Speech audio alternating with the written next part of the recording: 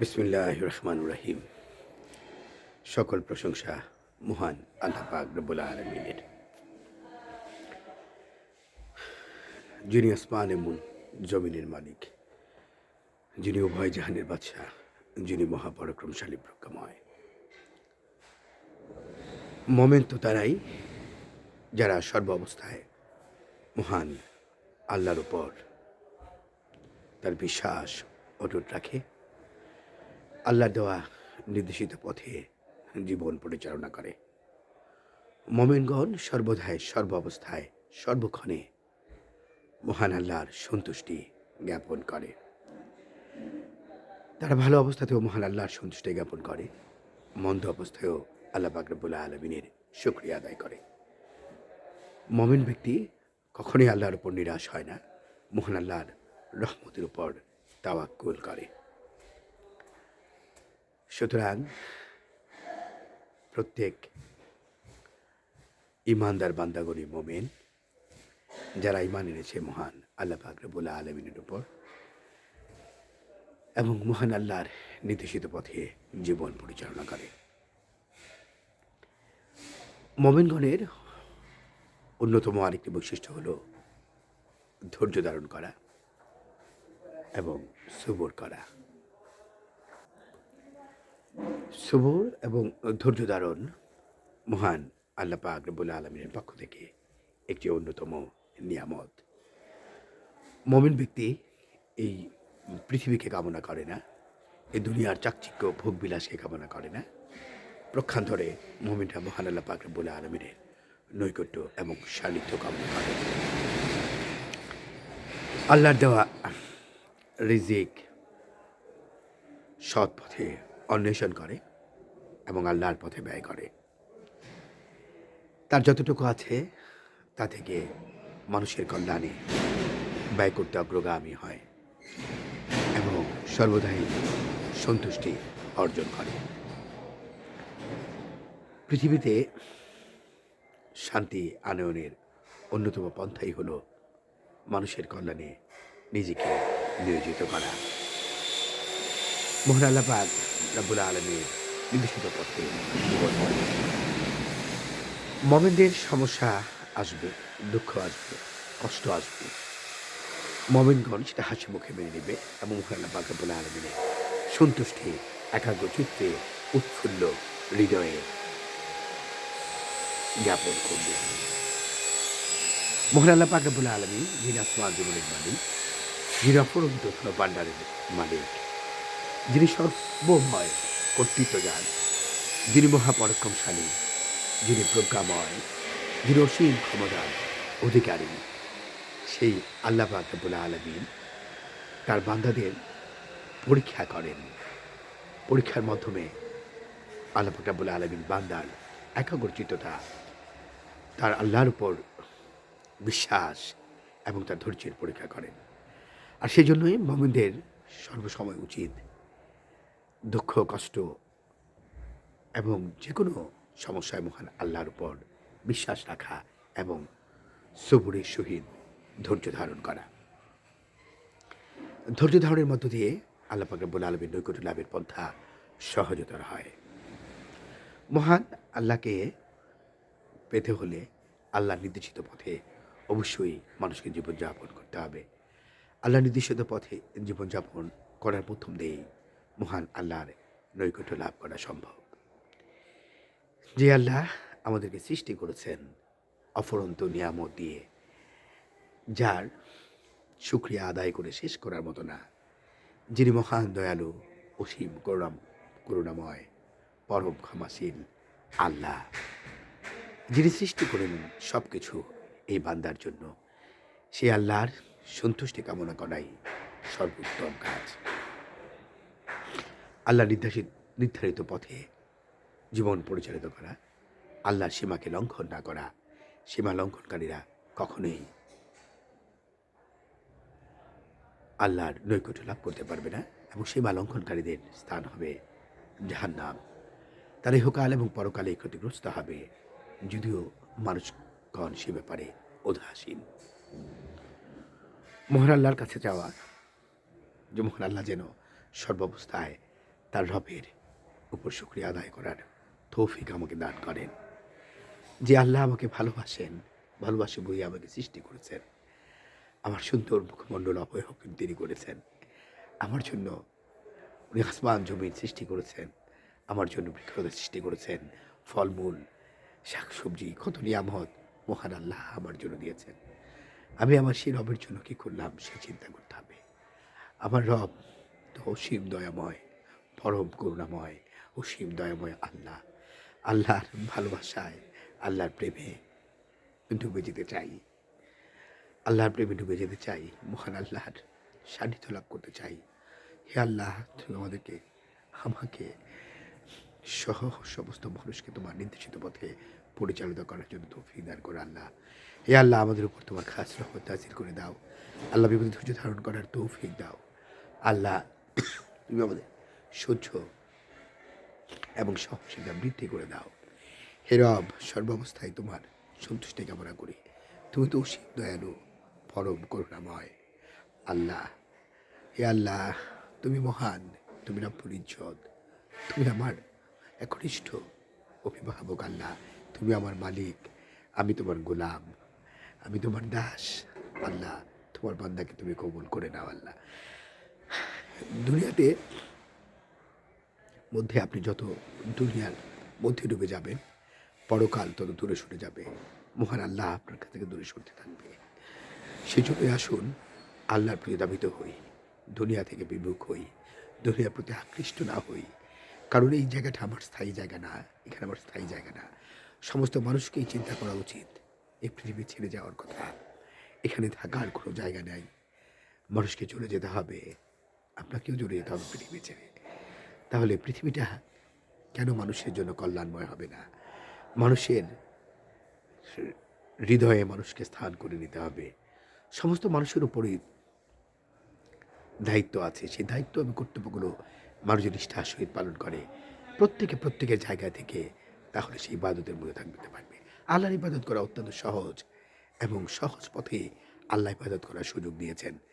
আপনি আপনার উপর প্রতি দায়িত্ব আপনি যদি সঠিকভাবে পালন করেন, সৎ চিন্তা করে, নিশ্চয়ই সেটা ইবাদতে গণ্য হবে। আপনার তার জন্য বহু কিছু করা দরকার নাই, চড়াই উৎসাহে পার করা দরকার নাই। নির্দিষ্ট সময় আপনার উপর প্রিয় দায়িত্বটুকু আপনি সততা, নিষ্ঠা, একাগ্রতা এবং সর্বোপরি মহান আল্লাহর সন্তুষ্টির জন্য পালন করুন। নিশ্চয়ই দেখবেন আপনার কাজগুলো ইবাদতে পরিপূর্ণ হচ্ছে এবং মানুষ আপনার দ্বারা কল্যাণ পাবে এবং তার পরিবর্তে মহান আল্লাহ পাক রব্বুল আলামিনের পক্ষ থেকেও আপনি তার সাহায্য এবং নৈকট্য লাভ করতে পারবেন। তাহলে মোমেন বান্দা সর্বসময় মহান আল্লাহর নির্দেশিত পথেই তার জীবন পরিচালনা করে।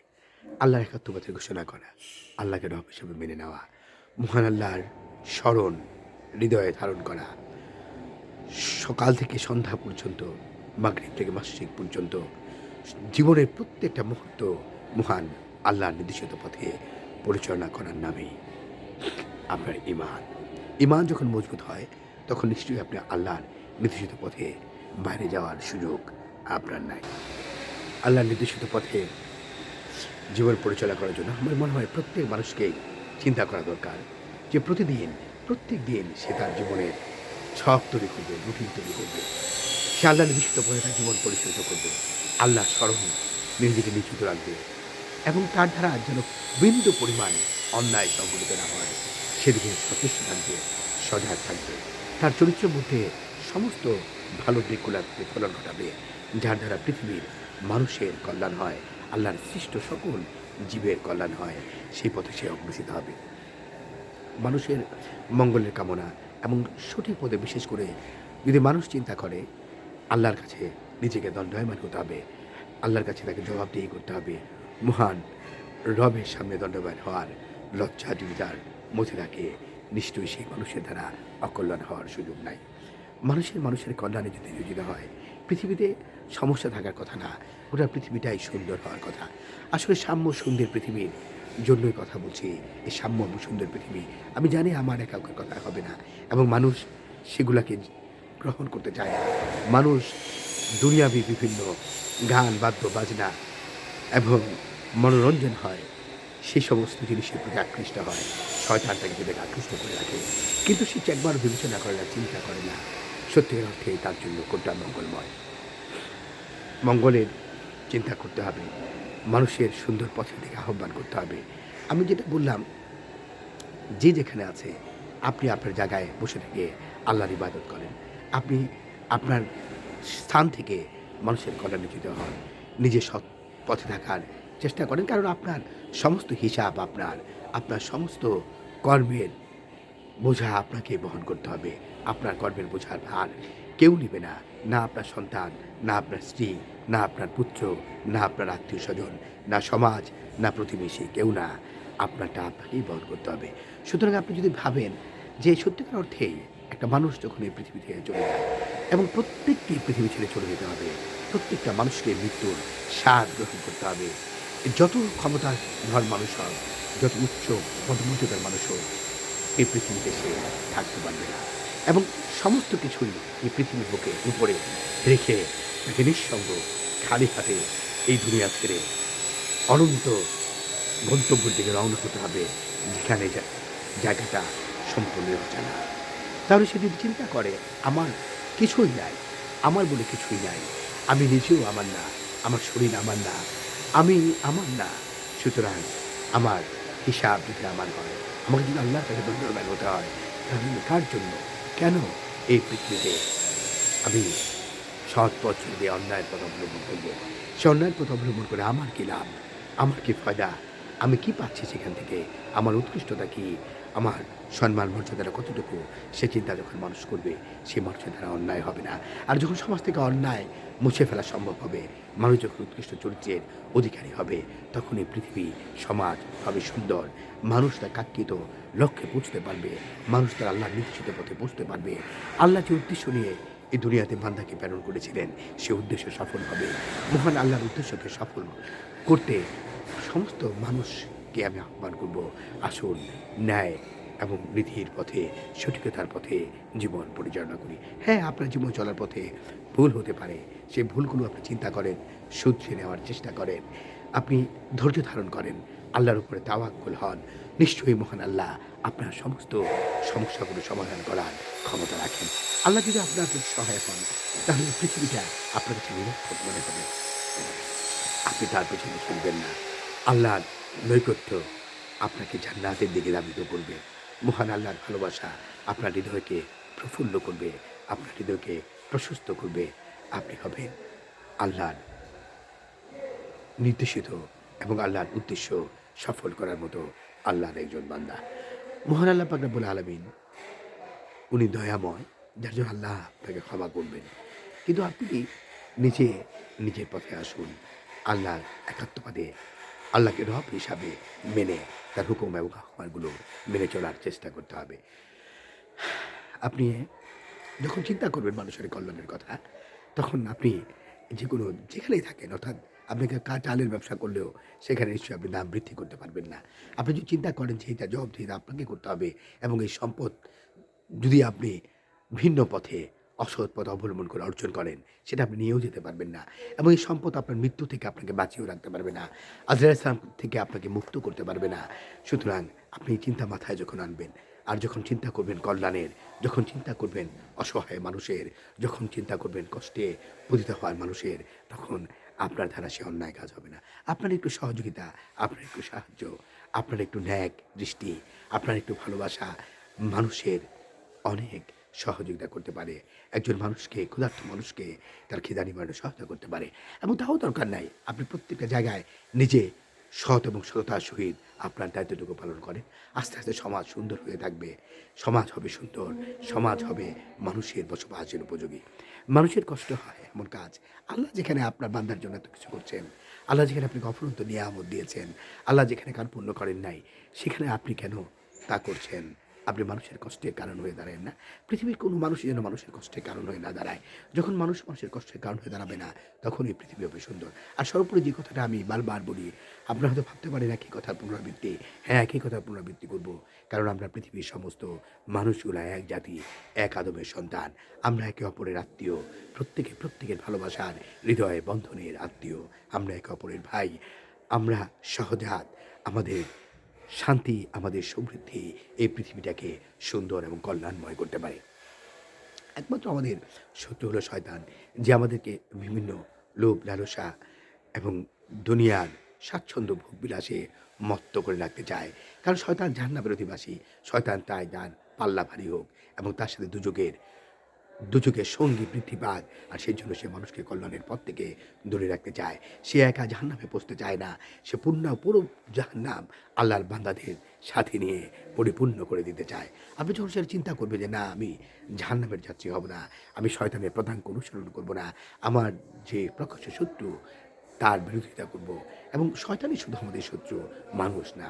সুতরাং আপনি আপনার জায়গা থেকে যেখানে আছেন সেখানে বসে থেকে সৎ কাজের উপদেশ দেন, অসৎ কাজ থেকে বিরত রাখেন, নিজে ন্যায়ের পথে চলেন, অন্যকে ন্যায়ের পথে চলার শিক্ষা দেন, নিজের পরিবারের মধ্যে ন্যায়ের শিক্ষা প্রতিষ্ঠিত করুন, নিজের সন্তানদেরকে আল্লাহর দিকে ধাবিত করুন। হ্যাঁ, দুনিয়ার সমস্ত কিছু প্রয়োজন, শিক্ষায় শিক্ষিত করতে হবে, মানুষ শিক্ষিত হবে, মানুষ সামাজিকভাবে চলার মতো সে অবস্থা অর্জন করবে, মানুষ এডুকেশন নেবে, মানুষ জ্ঞান বিজ্ঞানে উৎকৃষ্ট অর্জন করবে, সমস্ত কিছুই হবে মানুষের কল্যাণের জন্য, সমস্ত কিছুই হবে মহান আল্লাহর শুকরিয়া আদায় অবশ্যই করবেন। কারণ সে আল্লাহ আপনাকে মধ্যে সে ব্রেন দিয়েছেন, আপনার মধ্যে সে বুদ্ধি দীপ্ততা দিয়েছেন, যার কারণে আপনি অনেক কিছু তৈরি করতে পারছেন, দেখতে পারছেন, আল্লাহর নিয়ামত সমূহের প্রতিফলন ঘটাতে পারছেন। আপনি সেটা করবেন এবং আল্লাহর প্রতি কৃতজ্ঞতা জ্ঞাপন করবেন, এবং প্রত্যেকটা জিনিস আপনার দ্বারা সৃষ্টি হবে মানুষের কল্যাণের জন্য, মানুষের মঙ্গলের জন্য, মানুষের ভালোবাসার জন্য।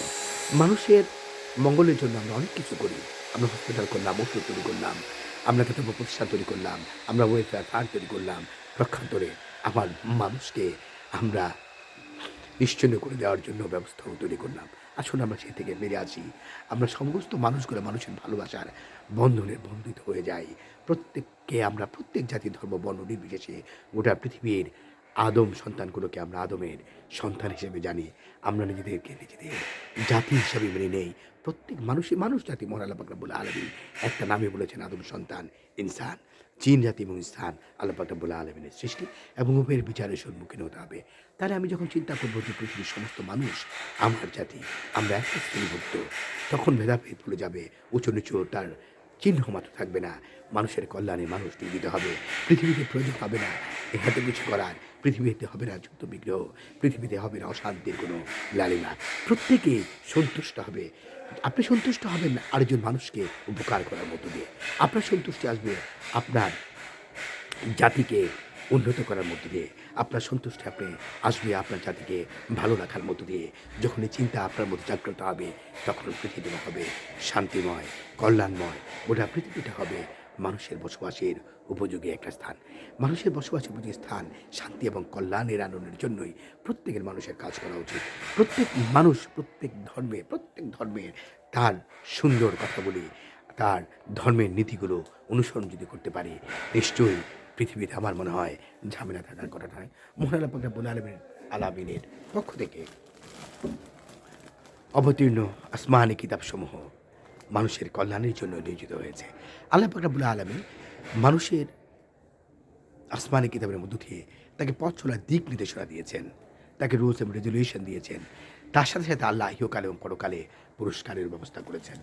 আল্লাহ সেই জন্যই দয়ালু, কারণ আপনি আপনার নিজের জন্য করবেন, আল্লাহ পাক রব্বুল আলামিন আপনাকে তার নিয়ামত দান করবে, তার প্রতিফলন দেবে, তার আপনার কাজের প্রতিদান মহান আল্লাহ পাক রব্বুল আলামিন আপনাকে দেবে। হ্যাঁ, আপনি যদি মন্দ কাজ করেন সে মন্দের ফলাফল আপনাকে দিতে হবে।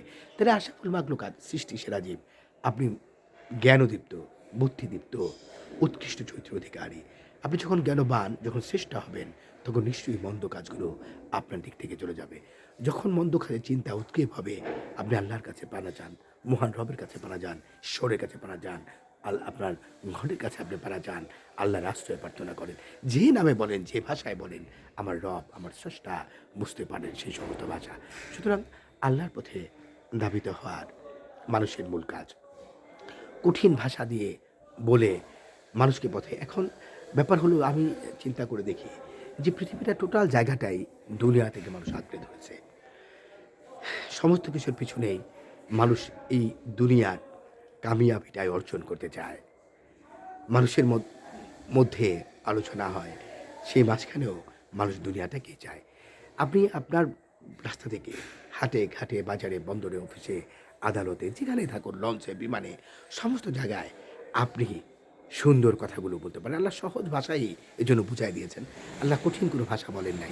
সহজ ভাষায় বলেছেন যে, "সৎ কর্ম করো, সৎ কর্মে আদেশ করো, অসৎ কাজ থেকে বিরত থাকো। নিজে সৎ পথে ধাবিত হও। অন্যকে সৎ পথে জীবন পরিচালনা করার জন্য উৎসাহিত করো। মানুষের কল্যাণে নিজেকে নিয়োজিত করো। দুনিয়াতে তোমরা ফেতনা ফ্যাসাদ করো না, দাঙ্গাহামা সৃষ্টি করো না, নিজেদের মধ্যে কলহ সৃষ্টি করো না। তাহলে এই পৃথিবীতে সুন্দর হিসেবে তুমি বেঁচে থাকতে পারবে। আর মহান আল্লাহর প্রতি ঈমান আনো। আল্লাহকে যদি ঈমান আনো, তাহলে তোমার এখানেও সুবিধা, ওখানেও সুবিধা। আপনি ধরে নেন, আপনি ইফ শব্দটা আপনি ধরে নেন। পৃথিবীর সমস্ত কিছুই আপনি ভোগ করতে পারলেন। সেই সাথে যদি মহান আল্লাহর প্রতি ঈমান আনলেন, আপনি নিজেই লাভবান। কারণ মহান আল্লাহ পাক রব্বুল আলামিন পরবর্তী জীবনে আপনাকে জান্নাত দান করবেন। আর জান্নাত যদি দান নাও করেন, কিন্তু আপনি আল্লাহর পথে নিজে ভালো করলেন, অন্যের জন্য মঙ্গল করলেন। পৃথিবীর কিয়ামত পর্যন্ত আপনি বেঁচে থাকতে পারলেন মানুষের হৃদয়ে। মানুষের হৃদয়ে বেঁচে থাকার জন্য এই ভালোবাসার পথ অবলোকন করতে হবে। নিজের কিছুতে অন্যের অংশীদারিত্ব আপনি খুঁজে বেড়ান। আপনি অপেক্ষা করেন মানুষের কল্যাণের জন্য। সর্বকথা সেটুকু না হলেও আমি যেটুকু বললাম, আপনার জায়গা থেকে যতটুকু করা সম্ভব ততটুকুই আপনি করেন। আপনার উপর নির্ধারিত দায়িত্বগুলো আপনি দায়িত্ব হিসাবে নেন। মানুষের সেবা হিসেবে আপনার দায়িত্ব পালন করেন। তাহলে দেখবেন পৃথিবী সুন্দর হবে, সমস্যার সমাধান হবে, মানুষ বাঁচবে সুন্দরভাবে। মানুষের কল্যাণ করার জন্যই তো কাজ। এই মানুষের জন্যই সমস্ত কিছু সৃষ্টি হয়েছে। মানুষের জন্যই আমরা সমাজ সৃষ্টি করেছি। মানুষের জন্য আমরা রাষ্ট্র সৃষ্টি করেছি। মানুষের জন্য আমরা আইন-কানুন সৃষ্টি করেছি। সমস্ত মানুষের জন্যই। তাহলে মানুষের কল্যাণের দিকে যায় এমন কাজ করতে হবে। নৈতিকতার শিক্ষার জন্য, উৎকৃষ্ট চরিত্র তৈরি করার জন্য আমাদের আপনাদের প্রত্যেকের দায়িত্ব সেখানে কাজ করা। প্রত্যেককে যদি সোপান শিশু বয়স থেকেই মানুষ হিসেবে মানুষকে গড়ে তোলা যায়, যদি তার মধ্যে কোমল হৃদয়ের তৈরি হয়, তাহলেই সুন্দর পৃথিবী আনয়ন করা সম্ভব। আর সেই সুন্দর পৃথিবীর কামনা করি। আল্লাহর মানুষের গোটা পৃথিবীর মানুষের কাছে দোয়া চাই, যেন মহান আল্লাহ তার নির্ধারিত পথে চলার তৌফিক দেন। আল্লাহ যেন সমস্ত সমস্যাগুলোকে সমাধান করে রাখেন। মানুষের ভালোবাসায় হৃদয়কে ধাবিত করার সেই প্রয়াস যেন আল্লাহ তৈরি করে দেন। মানুষের কল্যাণ করার জন্য সে তৈরি করে দেন। অন্তপক্ষে না পারলেও মানুষের মঙ্গল হৃদয়ে লালন করেন আপনি। যখন আপনি মানুষের মঙ্গলের কথা হৃদয়ে লালন করবেন, যখন আপনি ভয় পাবেন পরকালকে, যখন আপনি চিন্তা করবেন আপনার অস্তিত্ব পৃথিবীতে নাই এবং আপনি কেউ না, আপনি আপনি আগেও কিছু ছিলেন না এবং একসময় আপনি কেউ থাকবেন না। এই পৃথিবীতে আপনার কিছুই অবশিষ্ট থাকবে না। আপনি চলে যাবেন অনন্ত পথের দিকে। আপনি তখন চিন্তা করবেন যে সত্যিকার অর্থে আপনার আমৃত্যু বলতে শূন্য, ফলাফল কিছুই নাই। আর তখনই আপনি সুন্দর পথে কাজ করতে পারবেন। সুন্দর এবং মঙ্গলের পথেই জীবন পরিচালনা করুন। গোটা পৃথিবীর মানুষই আশা আমার, মানুষগুলা যেন মানুষের কল্যাণে নিয়োজিত হয়। মানুষ যেন মানুষের সহযোগিতায় এগিয়ে আসে। মানুষ যেন মানুষকে ভালোবাসে। এই পৃথিবীটা যেন মানুষের বসবাসের উপযোগী হয়। মানুষ যেন কষ্ট না পায়। আল্লাহ হয়তো অনেককে তৌফিক দেন নাই, কিন্তু অনেককে তৌফিক দিয়েছেন। আপনাদের সাথে আল্লাহ তৌফিক দিয়েছেন। আপনার সেই রাস্তাটা সঠিকভাবে আপনি অনুসরণ করেন। সঠিক পথেই আপনি আপনার জীবন পরিচালনা করেন। দোয়া গোটা পৃথিবীর মানুষের কাছে চাই। গোটা পৃথিবীর মানুষের মঙ্গল কামনা করি। গোটা পৃথিবীর মানুষের মঙ্গল কামনা করেই শেষ করতে চাচ্ছি। আল্লাহ আমাদের সহায় হন। গোটা পৃথিবীটাকে আল্লাহ সুন্দর শান্তিময় করে দিন, সেই কামনায় শেষ করলাম। আসসালামু আলাইকুম। সমস্ত পৃথিবীর মানুষ শান্তিময় হোক, মানুষের উপরে মঙ্গল এবং রহমত আল্লাহর বর্ষিত হোক, সেই কামনায় শেষ করছি। আসসালামু আলাইকুম ওয়া রাহমাতুল্লাহি ওয়া বারাকাতুহু।